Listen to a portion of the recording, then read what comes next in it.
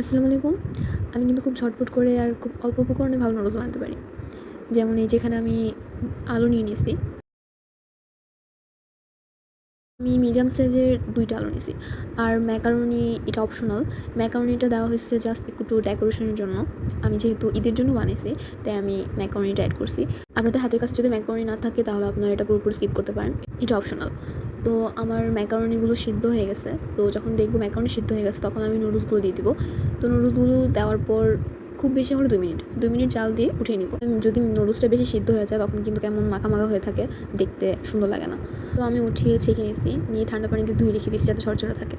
তো এখানে আমি একটা ফ্রাই প্যান বসেছি, সেখানে আমি সয়াবিন তেল দিয়ে দিলাম। তো এই তেলে এখন দিলাম পেঁয়াজ, কাঁচামরিচ কুচি।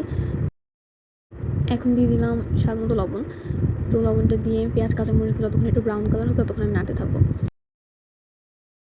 এখন দিব টমেটো কুচি। এখন দিলাম টমেটো সস। এটা অপশনাল, এটা আপনারা চাইলে স্কিপ করতে পারেন।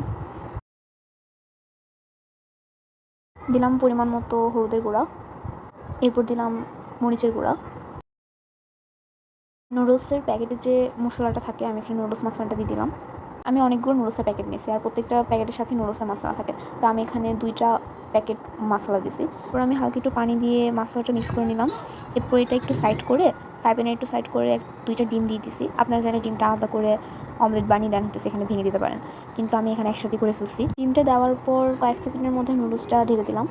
তো এখন নুডলসের সাথে ডিমটা যদি কাছে থেকে ওঠে হয়ে যাবে। এখন ভালোভাবে মিক্স করে নেব।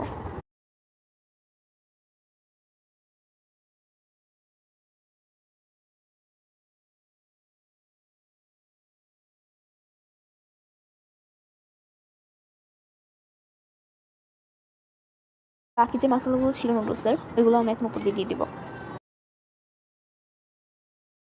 ডান। খুব ইজিলি কম উপকরণ দিয়ে আর কম সময় আমি এভাবে ঝটপট নুডলস রান্না করতে পারি। সেটা কিন্তু সেই লেভেলের মজা হয়েছে। আমি নিজেও অনেক মজা করে খাইছি। আর যারা যারা খাইছে তারা অনেক প্রশংসা করছে। মাশাআল্লাহ। তো আজ এই পর্যন্তই। আল্লাহ হাফিজ।